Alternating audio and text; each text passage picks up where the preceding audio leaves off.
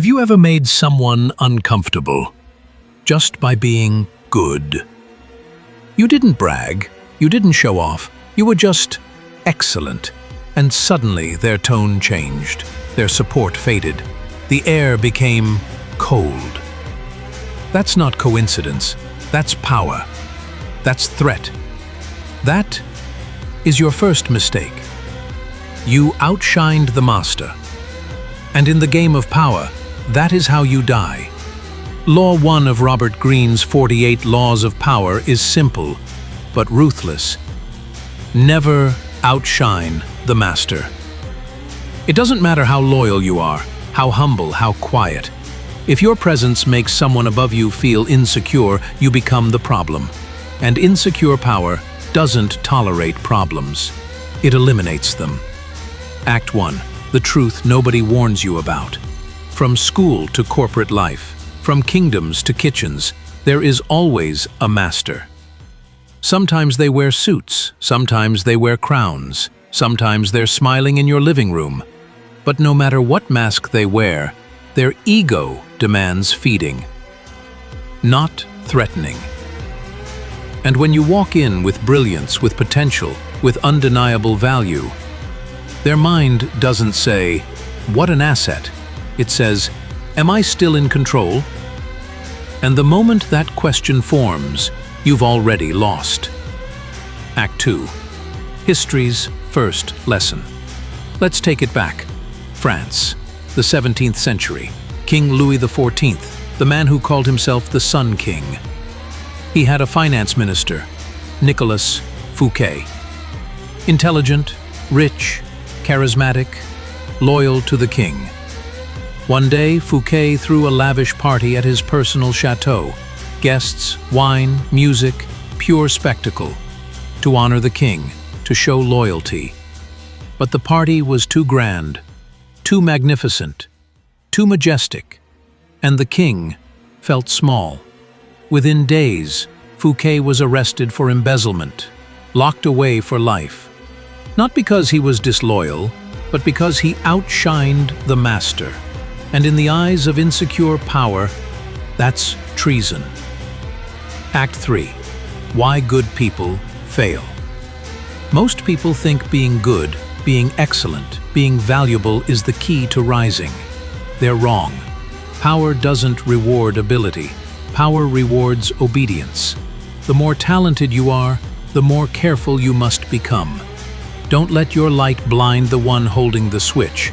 You meet deadlines faster, speak smarter, think clearer. You believe this will earn you respect. But it doesn't. It earns you resentment. Because your excellence doesn't just make you look good. It makes them feel replaceable. And fragile power fears replacement more than failure. Act 4. Subtlety is survival. So how do you win? With art, with strategy, with illusion. You don't dull your light. Act 5. Case studies of the fall. 1. Galileo Galilei. He had genius. He had facts. He had the universe. But when he challenged the church, when he proved the earth wasn't the center, he was silenced, imprisoned. Truth was not enough. Because the truth embarrassed those in power. Never assume logic protects you from egos. 2. Michael Corleone, The Godfather. In The Godfather, Michael was sharp, strategic, strong, but he never challenged Don Vito's authority until Vito stepped down. Michael understood, to take power, first you must respect it, or at least pretend to. Act 6. The psychology of masters. Every master has a story, a past, a wound, a weakness. And the more powerful they appear, the more fragile they often are. Their identity is built on being the one in charge. When you walk in with confidence, with innovation, with natural charisma, you don't just threaten their role, you threaten their entire identity. And identity fights harder than logic ever will. Act 7. Survival tactics. Want to win? Then learn to play the long game. 1. Disguise your intelligence. Ask questions you already know the answers to. Let them explain what you understand better. 2. Praise them subtly, not with flattery, but with strategic admiration. Your instincts are always spot on. I learned that from you. You always have a way of seeing the big picture. They don't just want to be right, they want to be revered. 3. Let them save face. Never correct them in public. Never outshine them in front of others. Even when they're wrong, offer suggestions, not truths. Make them feel like the mentor, even if you're the real architect.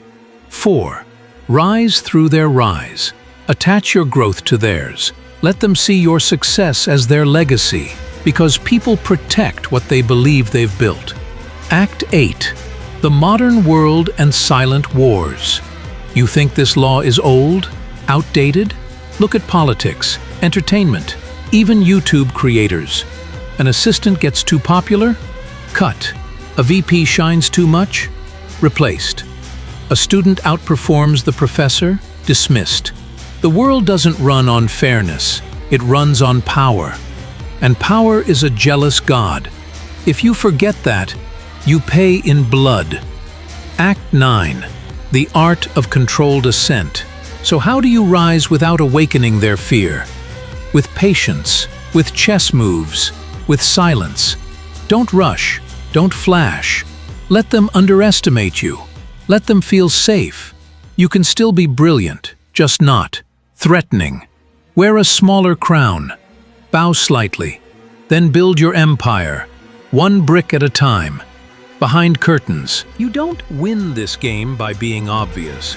You win by being invisible until inevitable.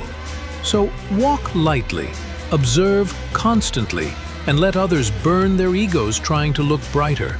Because real power doesn't need to outshine. It only needs to outlast.